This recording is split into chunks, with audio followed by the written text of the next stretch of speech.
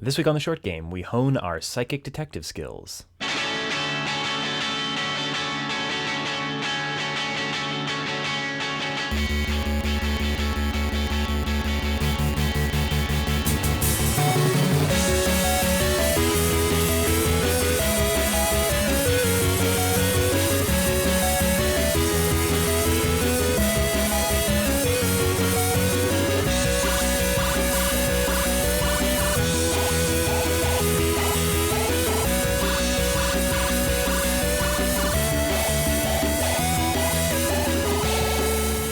Welcome to The Short Game, a show about the short, narrow, bleeding edge of video games.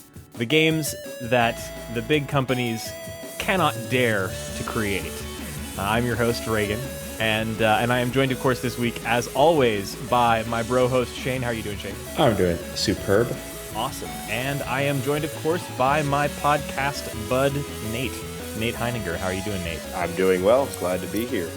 That is quite the opening there. I thought, we've been talking so much about short games over this time, and very often we talk about them in terms of how they fit into your life, which is an important aspect of short games. But something importanter about short games is how they fit into the games industry. And what's come up for us many times on this show, and what I think this particular game really highlights, is that short games are the land of they are a hotbed of experimentation in video games, and small indie companies are able to try things with short games that you just don't see in the kind of things that make it out of the big studios like Ubisoft or EA. You're not going to see a 5-hour Assassin's Creed featuring a storytelling style that is new to the genre. Nope, it doesn't exist. But the indie scene is able to try things that maybe work, maybe don't, but often are really innovative and full of cool experimentation. And that's really what this show is kind of all about. And this week, we are talking about the very interesting environmental storytelling, puzzle, adventure, horror, detective mystery. I would just say it's a cosmic horror adventure game. Ooh. Yeah. The Vanishing of Ethan Carter. Cosmic horror. I think that was the part of this game that worked for me the absolute best. I was sold the minute I heard it was about John Prospero, the psychic detective. Paul Prospero. Alliteration, Shane. Alliteration. Paul Prospero. Oh man, I can't get Prospero's name right. So before we dive too close into the game, anybody... My band put out its record. Woo! Oh, right. Shit, your band put out its record. Tell us about it. So my band put out its record. It's available. I'm a bad friend. I haven't listened to it yet. It's on Bandcamp or something, right? Can I buy it? Well, you can. Thank you for the easy lead. It's actually set as a pay what you want type situation, and we are 100% totally cool with the free download. We put that up there anticipating mostly free. We have had some really, really awesome, I guess donations might be the right word for that. Listen, don't undersell. You got to tell your devoted fans that the Bear Hive record is worth $800 per download. Well, that's how we feel, but we haven't quite reached that type of download count. The MP3s are made of solid gold. Yeah, each one you get a bar of gold comes out of your CD-ROM drive. That's right. That's what they're there for now. Oh man, I knew I should have bought a computer with a CD-ROM. Yeah, I know. You're regretting it now. Didn't see that one coming. But yeah, it's all on bearhive.bandcamp.com. Would love for anybody to listen to it and let me know what you think. We spent a long time working on it, and we're pretty excited about it. We've had pretty good response thus far, and I'll try and drop a little bit of it into the show at this point. Do you have a particular track that you like best that you want me to play? Well, the one that we've been kind of doing as the single, if you will, is the one that we've made that little video for a couple months back. It's called Monuments. It's track 5. That was a good track. Yeah, it's pretty slick. Inside your river dry, the water was amplified, calcified, making strides. Don't mind when you're terrified. But yeah, I'd love for everybody to listen to it and let me know what they think. Awesome. If you like, I don't know, the genre tags are always difficult, but we call ourselves Electro Lounge, which I think gives us way more credit than we actually are, but I think it's a cool genre tag. We get compared a lot to bands like Battles and Modest Mouse and things like that. So Cool. Awesome. if you like those guys, check it out. And if you like Nate's voice, don't bother because I don't think he sings really, but you know. While I have a deep and sultry voice, it does not translate well to the singing element. I'm actually one of the reasons I play as many different instruments as I do is simply to make up for the fact that I cannot contribute anything on the vocal side. As much as I would like to, I've tried, and I do some hollering sometimes, in the background when that's apt, but there's no microphone, so you just see me just shouting. But I like to think people, it's there. That's what I do when I listen to the record as well. So I just shout, and nobody hears me. Good, because I'm in my car. Yeah, it's real shout-inducing. Not like with the music; it just makes you want to shout. Mm-hmm. More like at the music. Yeah, at the music. All right, good talk, guys. Good talk, guys. All right, Bear Hive record out now. Very exciting. Yes. So we are talking today about The Vanishing of Ethan Carter, which is a game that came to our attention mainly because, we talked in a recent sort of our first short-episode, which if you've been following our feed, is our new format for off-week mini episodes, of which we have done one so far.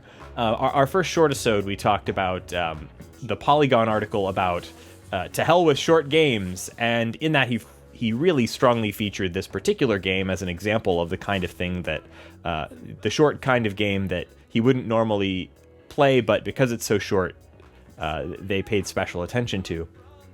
And so, of course, we wanted to pay special attention to it as well. The Vanishing of Ethan Carter is a game that you can get for $15 on Steam for your Windows PC right now. And I think that's a pretty good price and a bargain for it. It takes about 3 to 5 hours to complete. When it was first announced, I think it was planned to be PS4, but here it is on your friendly neighborhood Steam sale or something, pretty much ready to go. Yeah, it's coming out on PS4 a little later this already, year, I think, or maybe in early 2015. And it looks phenomenal on PCs that have a great graphics card in there. Yeah, I played it on my computer with a DualShock 4, so it was as if I had played it on PS4. The graphics are, it's Unreal Engine, right? Do we want to talk about how it looks? It is. It's Unreal Engine 3, so it's actually like an older generation Unreal Engine. This is a gorgeous game for an indie game. And I don't like hedging like that. That's not to say that indie games look fugly. No, but there's a reason that kind of the pixel art style predominates indie games. And that's because development resources are very limited, and if you want to make do with what you've got in terms of the time of your artists and your developers. And this game looks phenomenal. It is drenched in color from the very first moment that you walk out of this tunnel into the environment. It's like you're seeing a AAA game. It's that good. Yeah, it's set in the outdoors, and it has these incredibly high-resolution textures. It has a huge open world for you to explore. It's very beautiful. It did make me think of Brothers, which is a game we played recently. Obviously, different tone, different environments to a degree, but you could tell they were made because that was on the Unreal Engine as well. Yeah, right? Absolutely. Yeah. Now with that, you're a tiny person in a big world, but still a gorgeous indie game. Yeah, and that featured a more sort of painterly style and non-realistic texture. Where this has what's the word? There's a word for this where textures are taken directly from photography. It's like photogrammetry or something like that. Maybe I'm misremembering it. That doesn't sound right, but it sounds right enough. It's cheating is what it is. On that point, though, there was a moment you're out in the woods. You're out in the woods a lot in this game, especially if you're like me and you couldn't find everything you're supposed to find. And you're just out in the woods. And I looked up, and through the trees, the sun was coming through. And I was like, this looks like a video. This doesn't look like a game. And I know that, it's so realistic gets said a lot, but it was one of the most, look how real it looks. But it really did. I was taken aback to a degree at how nice it looked. And it was just leaves and trees and sun and stuff, and still it's like, this is really nice. And disembodied legs and blood pools. Yeah, I mean, character models aren't quite there yet, so some of the humans didn't look as real as the trees, but it was the spaceman, which we'll get to, was very cool looking. Oh man, don't spoil the fact that there's a spaceman. Oh man. You said cosmic already. How? I think cosmic horror. I think the plot line of the family trying to kill the sun for occult reasons. Yeah. That's what really drew me in. So we will dive into all this plot stuff after the spoiler break. If that was enough, we'll have an early spoiler break in this episode. Oh yeah, can we spoiler break right now? Because I want to talk about the storyline. Well, here's the thing. Before we talk about that, the most important thing about this game is the very first thing that you see. And it's the words that come up on screen that say, this game is a narrative experience that does not hold your hand. And for me, I think they achieved that and in spades, and I absolutely loved it. It's a game where it's all about the environment telling a story. Environmental storytelling is something that we're seeing in a lot more video games. I think Gone Home was probably the most dramatic example of it we've seen. And the thing that got me really pumped about this game was that it was just the right story to tell, because it was a detective story where you're having to... The only way things move forward is by paying incredibly close attention to the environment. And so the gameplay and the story and the incredible technology and artwork of the artwork,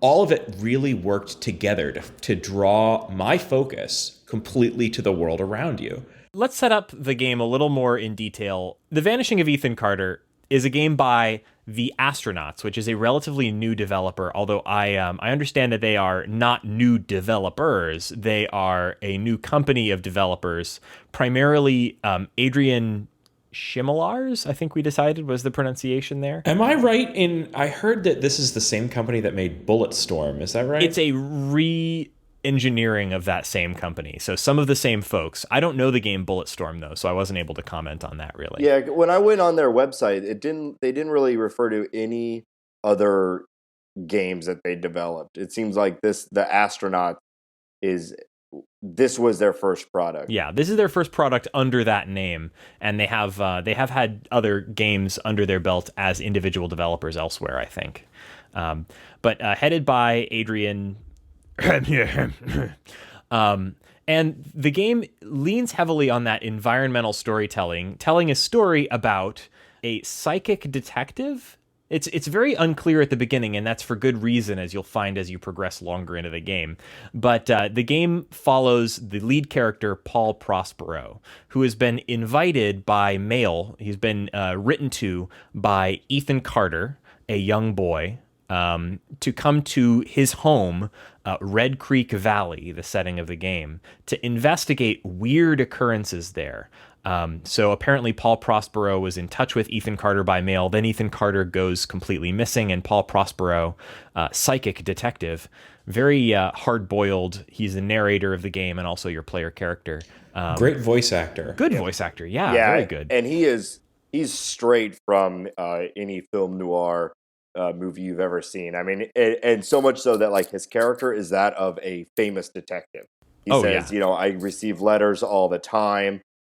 These letters are often, the same, but something stood out about Ethan Carter's letters, something that only a particular type of person would be able to know, that there are worlds beyond this. Yeah, I'm going to misquote this, but there's dark worlds all around us. Ethan could have drawn a map.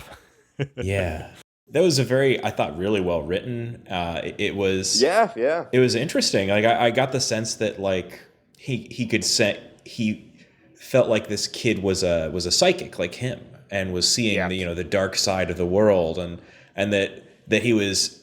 that dark occult forces were being drawn to this child. And yeah, I'm a sucker for anything film noir, especially though hard boiled, this is another case, another day. He even says this was gonna be my last case. Yeah, which I was like, well, he's gonna die. I mean, we're not on any spoilers, but anytime anyone says this is gonna be my last case, it's such a trope. But I thought it was such a what Shane said, that opening line about this game does not hold your hand is totally true. But even the first several lines of dialogue, which happen pretty quick, are also, they set the tone immediately. And that tone carries. There is very few breaches of the kind of connection you have with the character. There's a lot of curveballs as far as the story goes and the setting, which we'll talk about, but you never feel like it steps too far away from what it's trying to accomplish, at least with Paul Prospero. Well, let's talk about the gameplay a little bit, the puzzles, because we've talked a lot about the introduction to the story.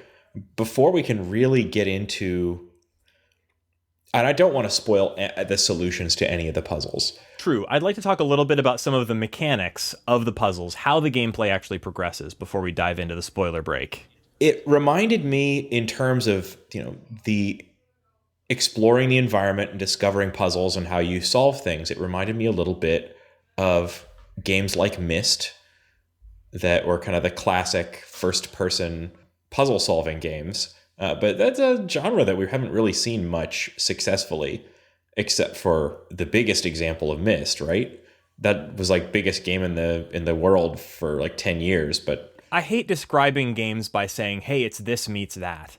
But I think the easiest way that I can describe this game is that this is Gone Home in Skyrim. But no. Yeah, except for that Gone Home is no puzzles. Okay, hear me out. So Gone Home was a game in which you're exploring a personal story, a really personal story, by exploring a space and picking up objects and exploring the world. And that's exactly what this game does. But it does it on a scale that feels like you can set out in any direction and discover more story. And when I was thinking about environmental storytelling, which is really the narrative style that this game and Gone Home really lean on, the only AAA, big budget game that I think kind of really leans on that are games like Skyrim and some of the other Elder Scrolls game, where you can set out across the hill and you'll run across something weird that tells you a story, even though it's not a person telling you a story. You're not watching a story unfold. You're learning about the world through the objects and the landscape. And so actually, I do think that this kind of had that feel for me. And there were many times walking across the hill and discovering the witch's house or other things like that, where I really felt like this is something like Skyrim. We are post-spoiler break, right? No, we can't do that to this game, Reagan. We can't. I am speaking directly to the listener right now. You stop listening to this podcast because Reagan is not respecting his spoiler break policy and he's talking about shit that you shouldn't know about. So get off right now. I'm instituting the spoiler break. Here it is. All right, you win. Here it is, your spoiler break.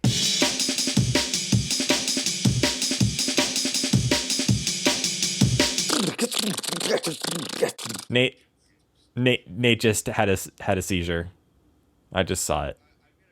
I'm gonna cut you off real quick though, because you need a third element into that pie. Skyrim and Gone Home is good, but yeah, did you guys play L.A. Noire? Yes, I didn't finish it. I didn't like it that much. It's not a great game. It's interesting, but I don't, it's an attempt at the same sort of thing. Yeah, though. Not finishing it is totally reasonable. Detective stories are hard to do in video games. Yeah, but you have to include that element. Okay, here's a body. How did it happen? Mm-hmm.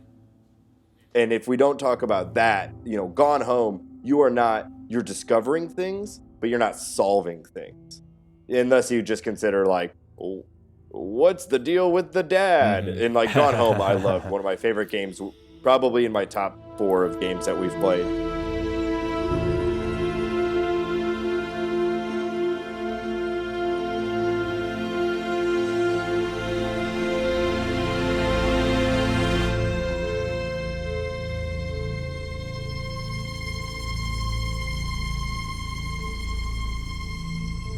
And that said, there are puzzles in this game, but those puzzles are not super difficult puzzles. Mm-hmm. They're not on the level of something like Myst. But what they do is that they really focus your attention on the right things. You said doo-doo. The number one kind of puzzle in this game is the investigation puzzle. And it has two parts. It has you going around and first off noticing something that's off. And, they start you off with something really obvious, like a corpse laying by a train track.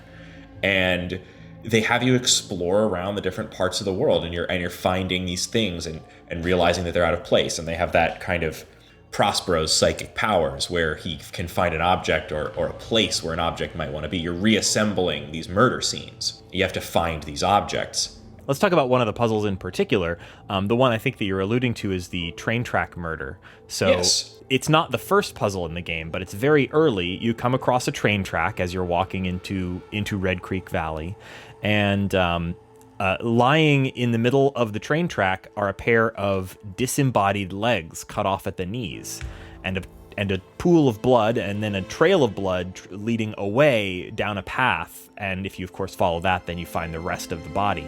And you can just walk past it if you want, but your goal, if you're interested, is to decide how this guy died. Yeah, and I was alluding to, when I was speaking a second ago, that the puzzles have two parts. The second part was what I thought was the best way that they focus the puzzles on the storytelling, which is that those puzzles end up with these chronology puzzles, where what you're revealing through your psychic investigation is, here is a sequence of scenes, emotionally high moments that you're getting an impression of off of the surroundings. Yeah, essentially you have to find all of the objects that are related to the murder. But the chronology part, you see the scenes and you have to put them in the right order. In order to trigger these chronology scenes, you have to essentially recreate the scene.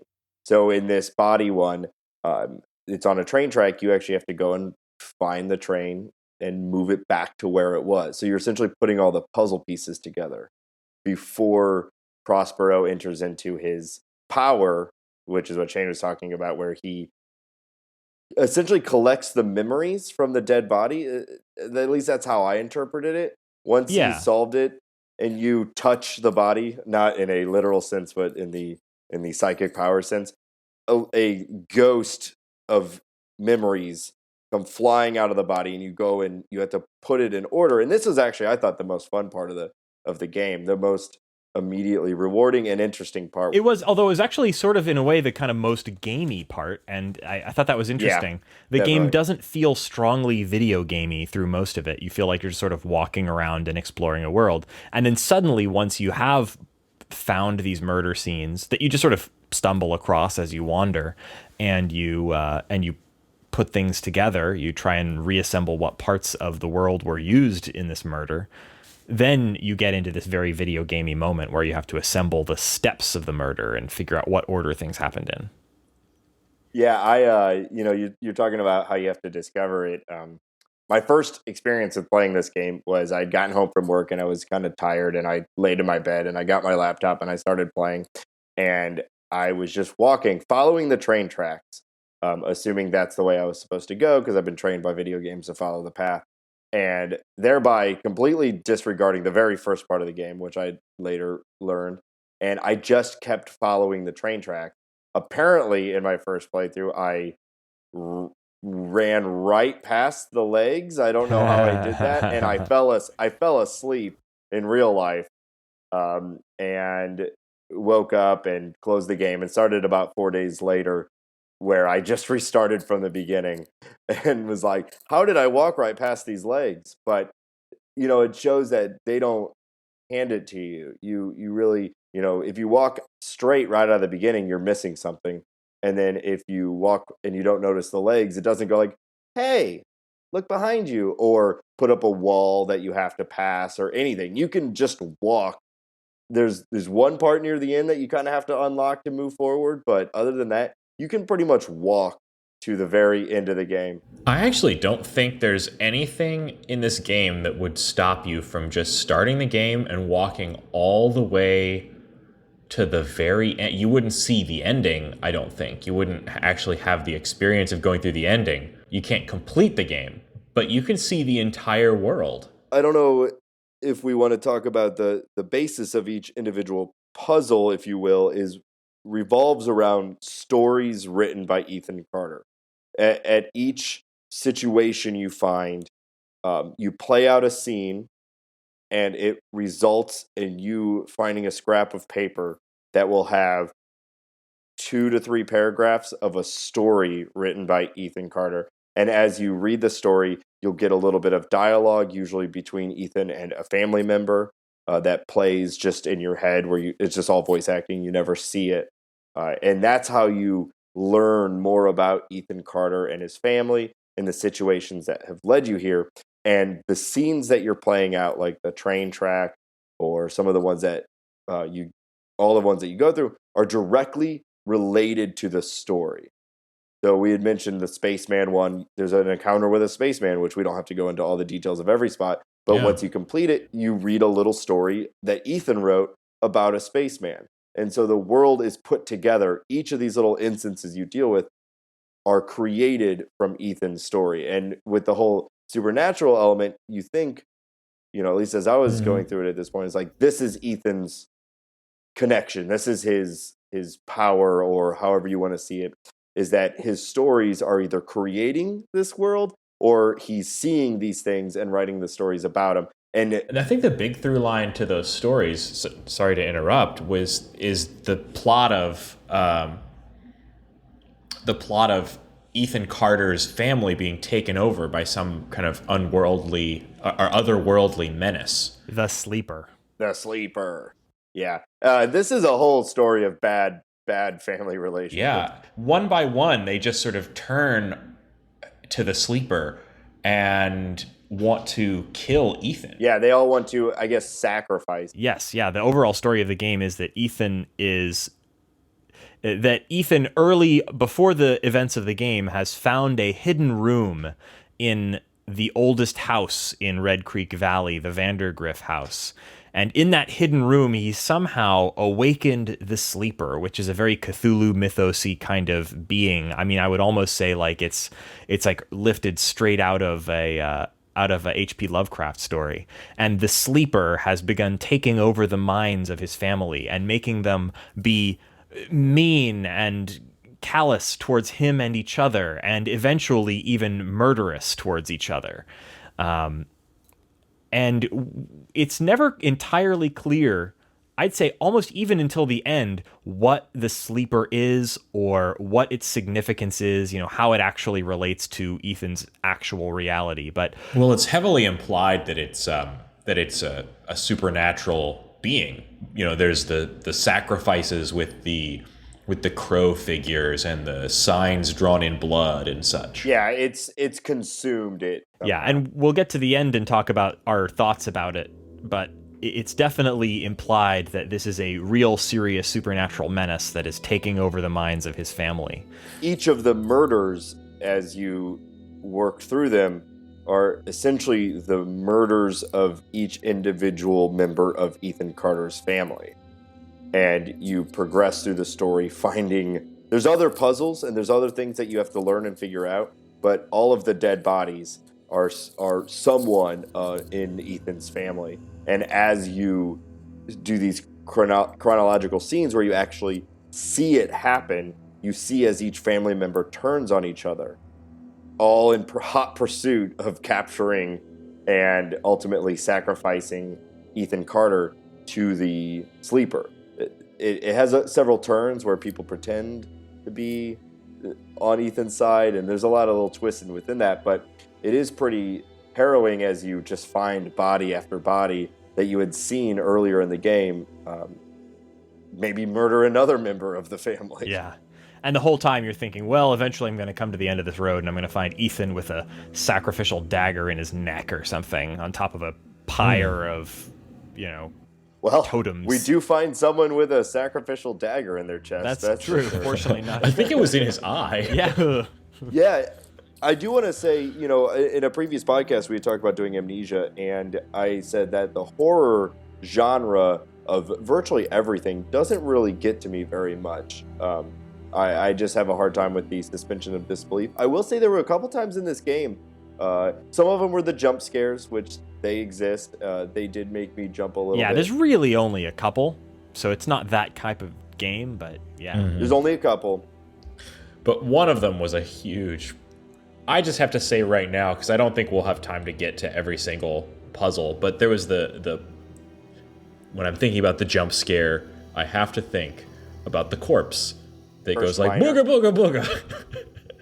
Yeah, the cursed miner, I guess, or whoever, whatever cursed he is. miner. Yeah. But, man, That guy got me a bunch, and yeah. that was scary like the first time, but not the following like 1,200 yeah, times that it it's happened. terrible. Because I thought I had the game again. It doesn't hold your hand. I had the wrong idea about how to solve that puzzle, which meant that guy got me like 50 million times.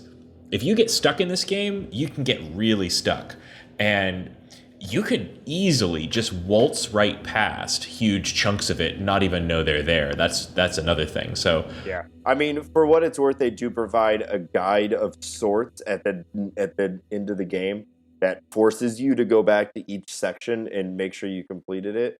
But like I walked. did you right miss past anything?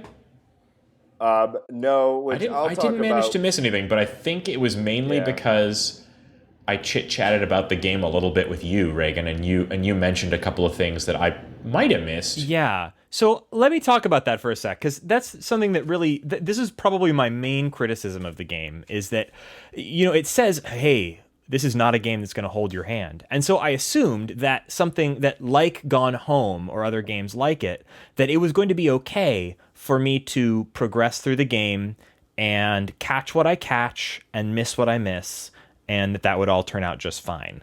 But about 2.5 hours into the game, when I hadn't solved anything yet, and this is supposed to be a 3-hour game, I realized that I was not playing this game correctly. And it was really frustrating. I actually went and looked up a walkthrough of this game, and I got to the index of the walkthrough, and before actually looking at any of the content of the walkthrough, I immediately realized that I was going about the game all wrong. And I'll share with you now the thing that I discovered about this game before even actually reading the walkthrough that helped me put me on the right track. So this game appears to have no structure. If you look at a game like Gone Home, it has essentially no true structure. You can walk through the house and discover the story by picking up objects in literally any order, and there's no set puzzles to solve. I disagree with that. I mean, I'll refer you back to our episode on Gone Home where we raved about the way the environment kind of led you down a narrative path, and I think that is the structure of the story. But please go on. I disagree with you, Shane, because I felt led nowhere. But I think it's nice that these developers can create something so amazing and then be like, okay, well, if you miss part of it, that's cool. But here's the thing, that doesn't work in this game. It makes you think that this game is going to work like that. Hey, you missed part of it, that's cool. It's about experiencing the story as it comes. But it doesn't actually work that way, because this game is structured very specifically.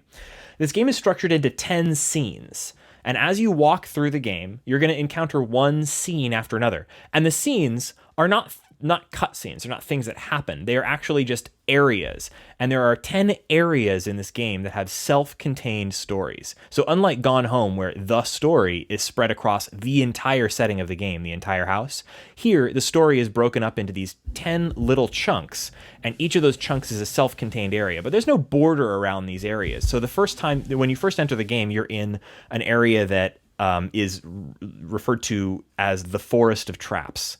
It's a forest. There's a lot of traps. If you look at all of the traps, then you will progress the story in that you will receive a sort of a cutscene and some additional narration and information about the game world and about Ethan Carter. But if you don't look at all of the traps, and I think there are 6 of them, then you miss out on that. I think there's 5. Okay, 5 traps, and there's no indication. No, there's a counter in a sense, because if you even just walk out. I think, like, if you even begin to deviate from the path that the game puts in front of you, which, I think that first puzzle is designed for you to maybe miss a little bit of it, because they want you to be backtracking a little bit at some point.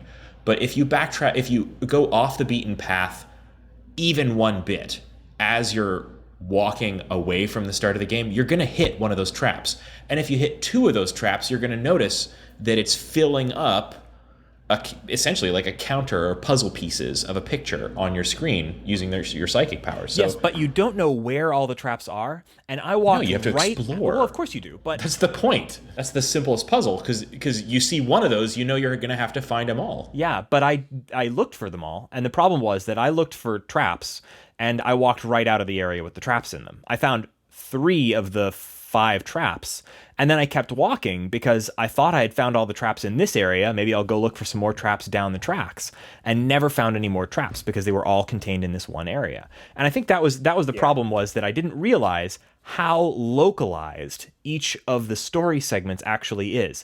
You know, each of the scenes break down into 2 types. There's murders, where there's a clear body on the ground and you have to find out how it died. And that's 5 of the 10 scenes. And then there's another 5 scenes that are a little more abstract. And I'd say that most of them are kind of representative of Ethan's fantasy life or Ethan's stories. So the Forest of Traps is a little more abstract. It's one of the ones that sort of just represents Ethan's fantasy life. And you find 5 traps in this area, and then you're treated to some new information about the game world. A lot of these just involve finding all the things in a particular area, but the area in which you're looking isn't really clear. And that was the thing that really threw me off at first, was not knowing. So, okay, I know as the player, if I found 2 of these traps and it seems like there's more of them, I should keep searching, but I don't know I should keep searching here. I thought I need to search the entirety of the valley, and the valley is so large that would have essentially ended with me never finding all the traps.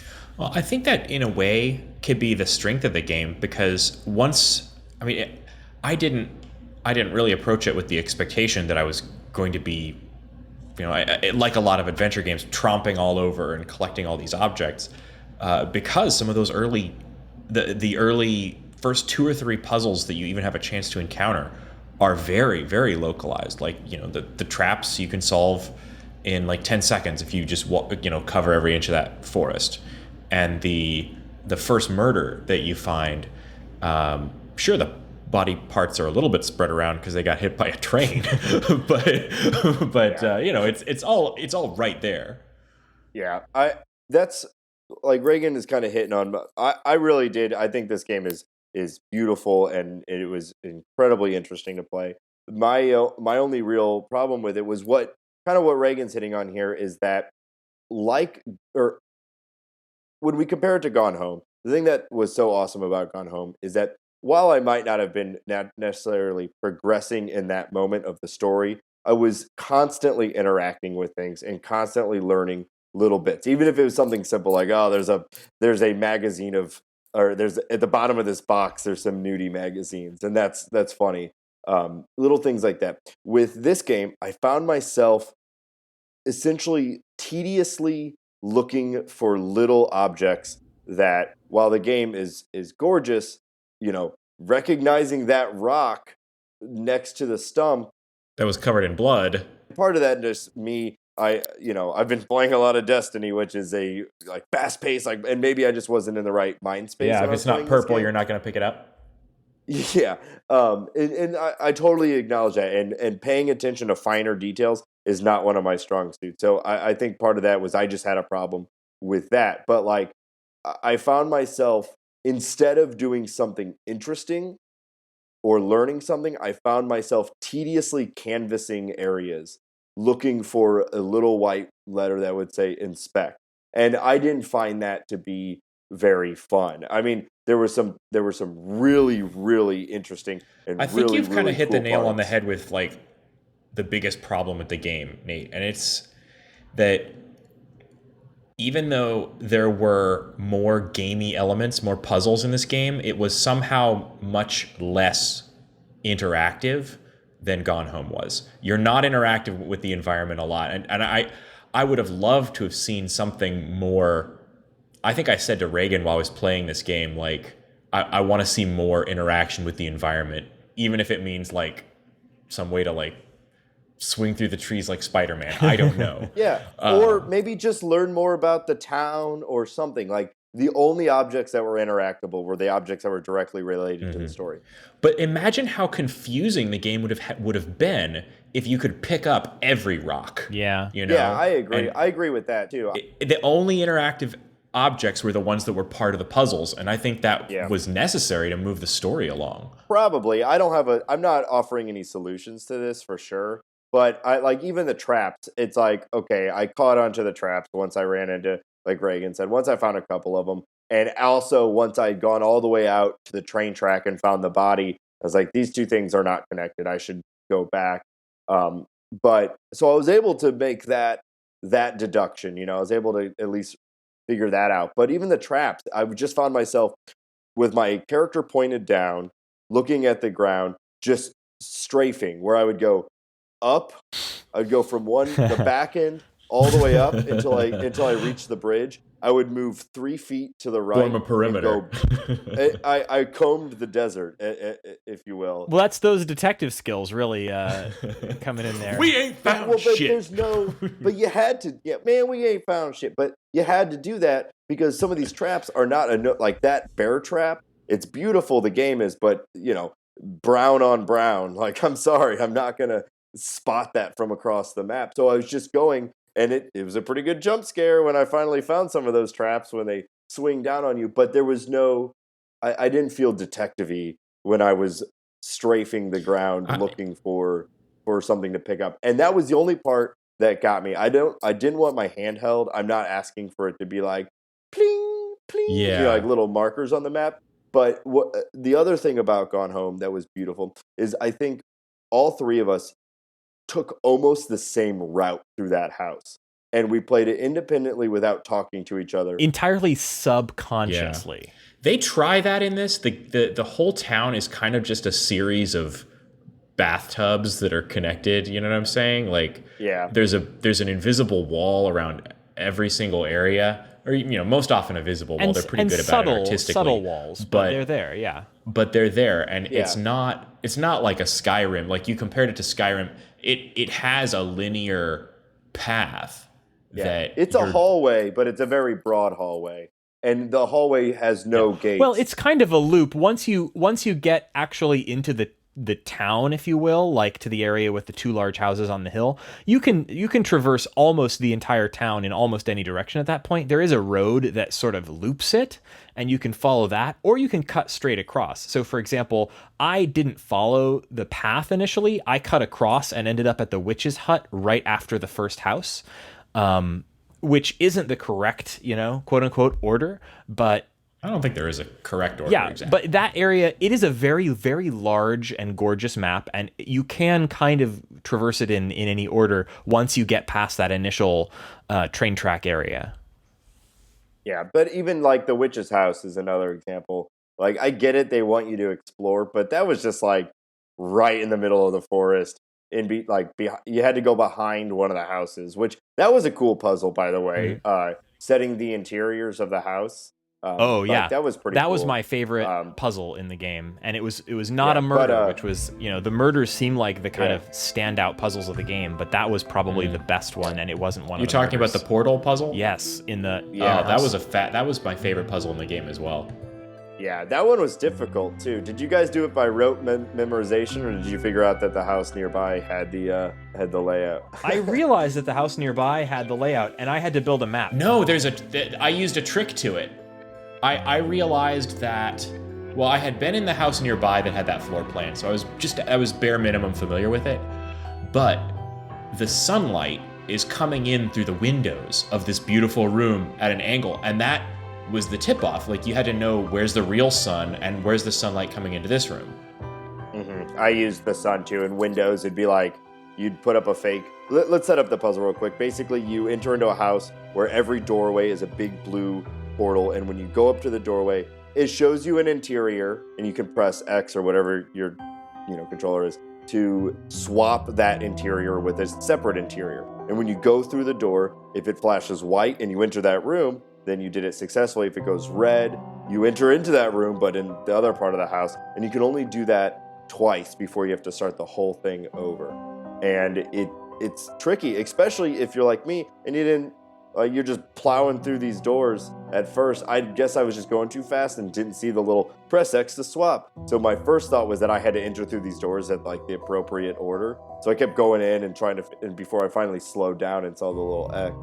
But it was tricky. It was a ton of fun. But I did the same thing where you'd like look through the door and you'd see a window and you're like, well, there's not even, we're in the middle of the house. There's no way a window could be right there. So I know that's incorrect. And I just did it through this memorization of what rooms couldn't be possible in the situation. I didn't think of looking for the entry of the sunlight into the room, so I ended up going.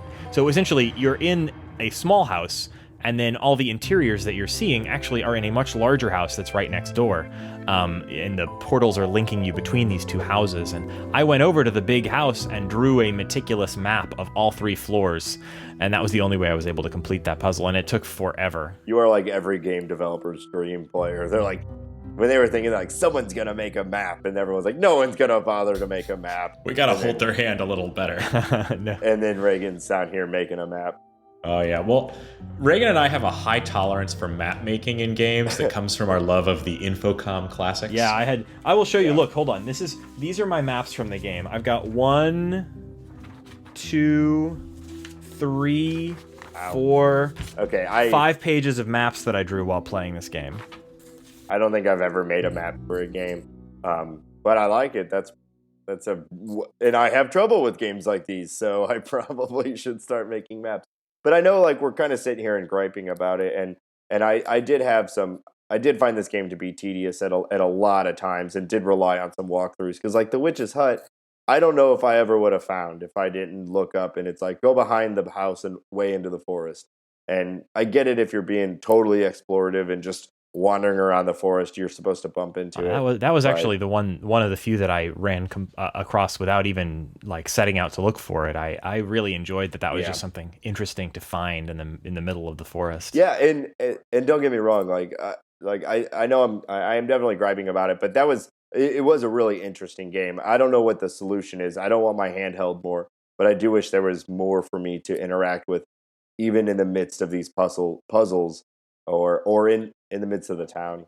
One of the things that we've been talking about off the show is that this game is a direct reaction to games like Gone Home, and I think that this is a genre that is getting more and more popular. And I like to see game developers go for this. And environmental storytelling like this is something that's, I think, really appealing to indie game developers, partly just for financial reasons. If you're an indie game developer and you want to tell an immersive story, you've got just a few options. You can really dumb down your art style and tell your story in the style of something like To the Moon or something like that, where it's doing it in a inexpensive 8-bit or 16-bit art style with text and no voiceover, because that's inexpensive.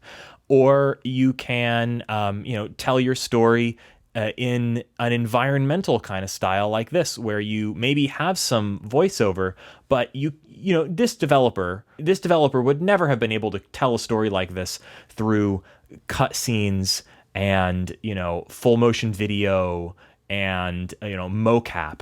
This would be impossible to tell. I don't know. I actually disagree with that, because the story is not it's not a totally like groundbreaking story. You could totally make a psychic detective who goes around solving psychic crimes, like a hardcore RPG style, but it wouldn't be as effective as it is in this way. And it wouldn't require as much thought. Well, it wouldn't be as cost effective for sure. Like if it would take like an LA noir style budget to tell this story in a more conventional storytelling style.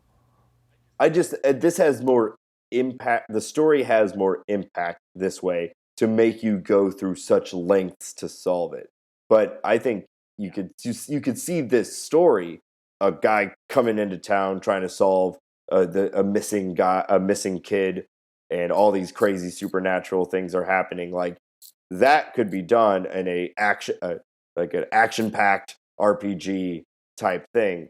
But what they were going for, it was the like more cerebral, like quiet version of that story, rather than the like I'm a hard-boiled detective and I'm here to solve a crime type story. You know, what I thought was interesting about this was that this game got 9 out of 10s in essentially every review that I read on the internet, and I don't know if I'd quite place it there. I mean, you know, it's review scores are meaningless, but I don't think this was on the level of some of the other games we've talked about that use this same kind of storytelling, but it's still a really good and important game, and I think it's absolutely worth your $15 and your, 3 to 5 hours.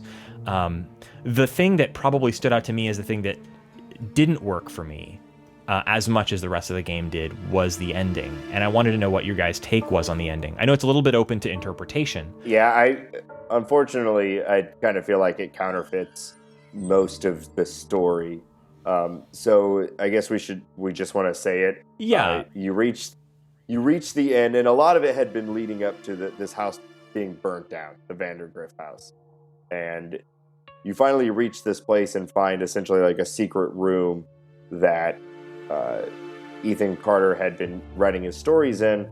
And, like you said, it's open to interpretation, so you guys can tell me how but basically, the house burned down with Ethan Carter in it, and he died.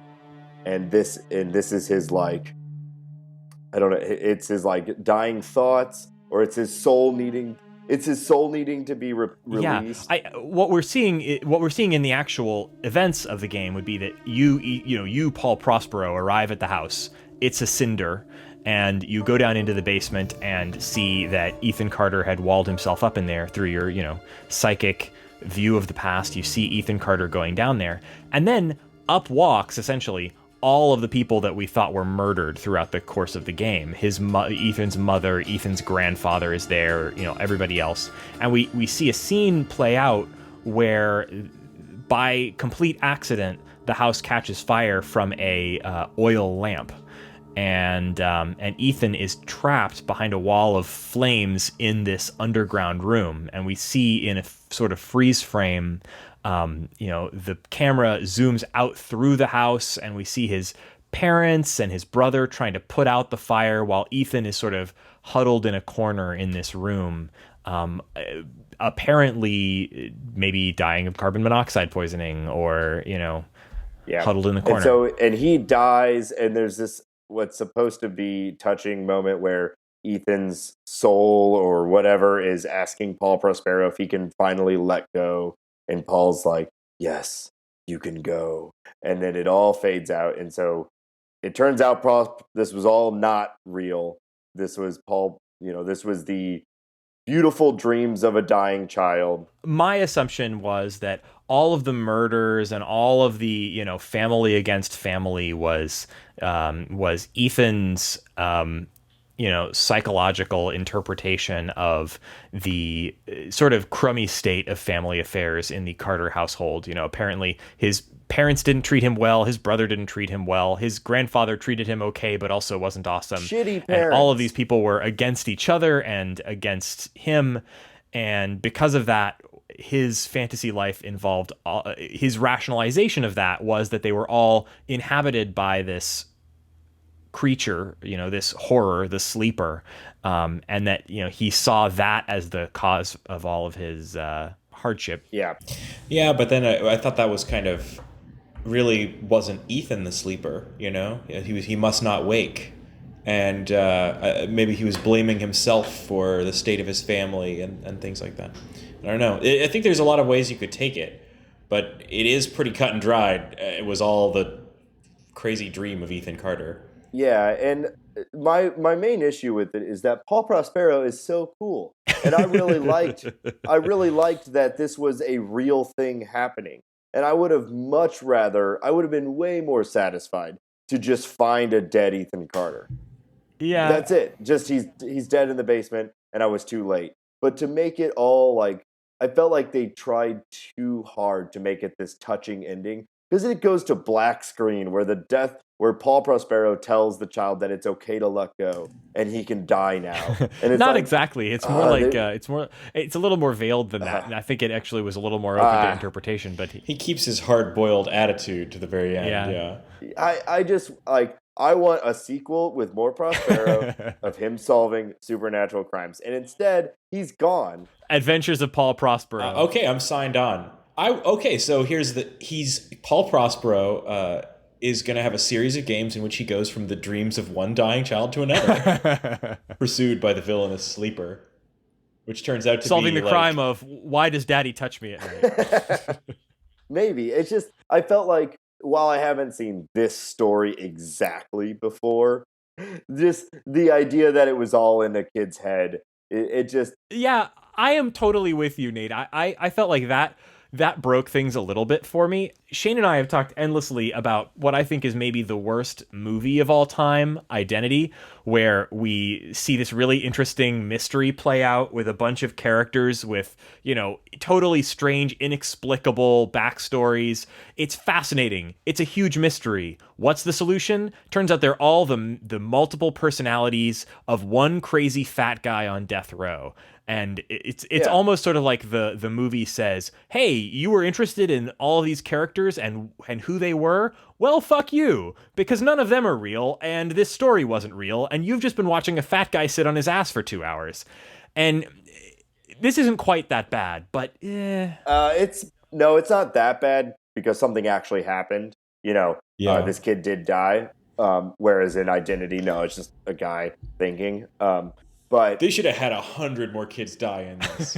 Yeah, if there was way more dead kids, I would have been all about it. But it's like there's so much human drama, even though it's like supernatural. But like watching the parents fight, watching them kill themselves and each other, and then to find out that none of that happened. And not that I'm like, damn it, that family didn't all die. But it's just it counterfeits it, and it makes me not care about any of the emotions that I felt while playing. Because it didn't actually happen. And even though it's a video game, it's whatever. I still feel like I would have rather all that stuff actually happened than it find does out that cheapen it just a little. And I do still think the game has a good story. And I think the ending isn't bad. It's just not... It doesn't quite do it for me, and I know that it does do it for a lot of other folks. This got a lot of 9 out of 10s, and those people played the ending. They liked this ending. It's cliche in a game that's trying so hard to not be cliche. Yeah, personally, it actually did sort of work for me. It kind of grounded it in the real world, but I did feel the same thing you guys did, where I wish that it had been the story of Paul Prospero, the wizard detective, saving a little boy. That was a better story to me. And if they had found some way to make it pay off and not like undo everything that it had done. Yeah. And also, sidebar, I know I text you guys right when it's done, is like Vanishing of Ethan Carter, a story of shitty parents. Yeah. Man, these guys, it's a whole story about a kid who writes stories, and they're like, quit writing these stories. And it's like, I don't know, they're kind of interesting. And it's, I get it that he fabricated this whole world based off of his shitty parents, and that might, none of his would have existed. But man, all he was doing was writing stories. Lay off the kid. Yeah. Seriously. Yeah. Pretty awful. So anyway, I do recommend playing this game. I know this last 20 minutes has been me not saying we didn't things, intend for this portion of the show to be the let's shit on the Vanishing of Ethan Carter portion of the show, because this game was really, really cool, and I am super glad that I spent 5 hours playing this game. Like I would do it again. And I'm glad for the opportunity. Yeah. I would like to see other people's opinions on, like, people that I know. I want to see how they play through it. How long does it take you to realize the environment and how the game works? Because like we were talking about, I ran for a long time just doing nothing, just following the path, because it's a video game and there's a path, Yeah. And there's a lot of really interesting little things to discover. One thing that we didn't talk about that I just thought was totally cool was, if you notice, there are a bunch of clocks in the game. All of the clocks in the game are stopped at either 7 o'clock or 7:05. All of them. Oh, and I'm pretty sure that what that is pointing at is that the fire started at 7 and Ethan died at 7:05. Like, wow, I'm pretty sure. And there's a lot of little details to discover. Like once you do see that ending, as maybe ambiguous about it as I feel, there's a lot of little payoffs that, going back and thinking back over the game, that ending really does kind of work. There's a lot of things that after you see that ending makes you think, oh, wow, this is a Sixth Sense moment where I think back on some of the little elements that I wondered about earlier in the game. where did that come from? It makes sense. They execute it well. They obviously knew what their ending was at the outset of the game, and they handle it well and prepare for it well, and everything is a tight knit package as far as that goes. I just wish it was a different ending. Yeah. So I'm really glad we got a chance to play this game, mainly because I think it's important for short games. I think it's emblematic of the kind of things that I think we're going to see more and more of as indie developers realize that there is a market for these short experiences with, daring, interesting play styles and new takes on game mechanics that we haven't seen before. And that they can make these games and put them out for $15, for $10 on digital distribution and get them in the hands of gamers who are really interested in playing these unusual experiences. And I'm really glad to have seen it happen.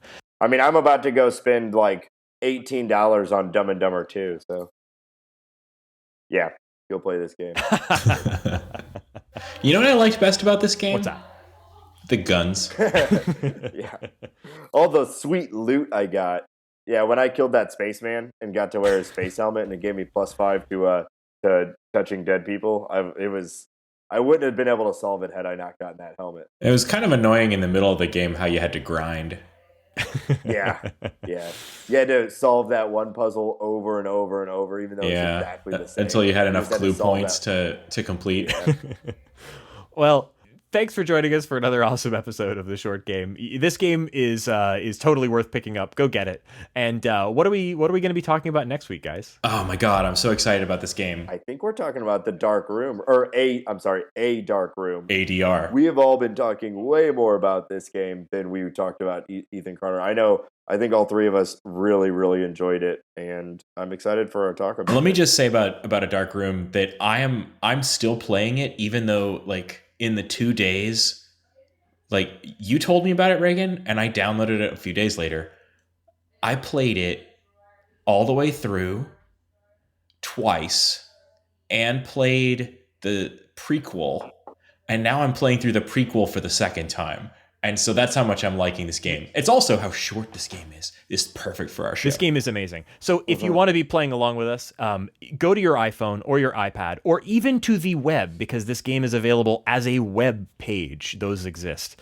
It's a web game that you can play on the internet for free. Or I would prefer to play it on 99 your iPhone cents. if you can. Play it on your iPhone. Yeah, it's a perfect iPhone game because I've been playing it at work. I've got 5 minutes to take a look at my phone, do a little bit of material collection, which, And it's amazing. It's like nothing I've ever played, and certainly like nothing I've ever played on the iPhone. It's a game that we can't wait to talk about. So join us again soon for our episode on A Dark Room. And thanks, of course, for joining us. And I was your host, Reagan. My Twitter handle is @ReaganK, RayGanK. Where can people find you, Nate? You can find me on Twitter @NateSTL, NateSTL. If you'd like to check out that band thing again, @BearHive, BearHive. Or go to our website, bearhive.bandcamp.com, and check out the record. You can stream it for free right there. You don't even have to click that download button, though we would love it if you did. It's real good. I've only really listened to one track, so I'm a bad friend at this point, but I'm downloading the rest of it this evening, and I'll be listening to it again and again and again. But the couple of tracks that I've heard from it are really solid stuff, and I've seen BearHive play. Oh yeah, I've seen you live, and your live show was phenomenal. You guys are great. Yes, go on. Shane, where can people find you on the interwebs? @8bit Shane. Naturally. And of course, you can follow our show. Our Twitter is @_shortgame, and of course, you can find all the show notes and extra details about our show at www.theshortgame.net. We'll see you again next week.